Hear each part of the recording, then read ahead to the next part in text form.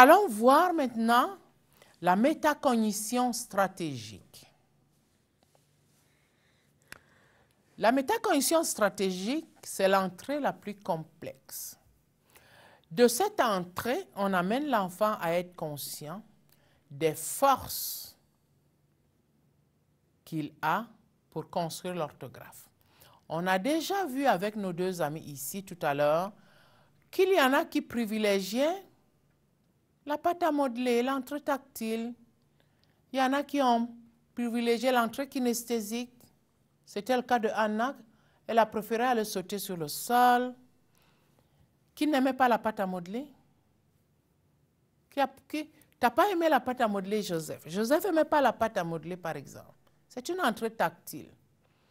On voit déjà que si on continue avec le questionnement, on peut arriver à établir le profil de chaque enfant et être capable de lui proposer la stratégie qui convient et qui va pouvoir améliorer son rendement. Alors, de la métacognition stratégique, comme je disais préalablement, l'élève devient de plus en plus conscient des stratégies qu'il aime, qu'il privilégie, et quand il fait une corrélation avec les succès qu'il a, il peut mieux cibler la stratégie qui lui permet de mieux apprendre. Alors, la métacognition stratégique 1, la première stratégie propose les activités suivantes. Après une pratique guidée avant la tâche, l'élève examine les entrées et les gestes mentaux qu'il privilégie pour construire des mots en général dans la mémoire à long terme à partir des résultats de son évaluation sur les styles et les entrées sensorielles. Dans certaines classes, on peut faire des évaluations de ce genre ou juste une observation peut déjà nous amener à identifier les entrées que l'enfant privilégie, comme je disais préalablement. La métacognition stratégique 2. Réfléchir sur les erreurs après une dictée pour identifier ses tendances et choisir les entrées susceptibles de les corriger.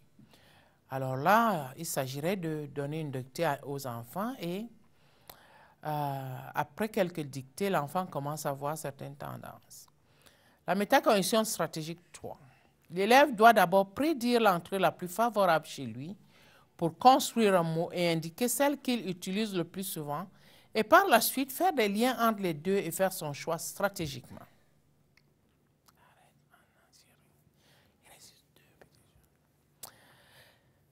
Métacognition stratégique 4. Durant la phase d'intégration, chaque élève fait des liens entre ses entrées naturelles et celles qu'il a mobilisées durant la tâche en faisant un lien avec celles que la tâche exige.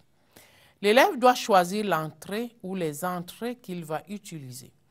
Il identifie ensuite celle qui est la mieux adaptée au mot et prend stratégiquement sa décision. Une médiation est offerte pour que l'enfant intègre cette démarche.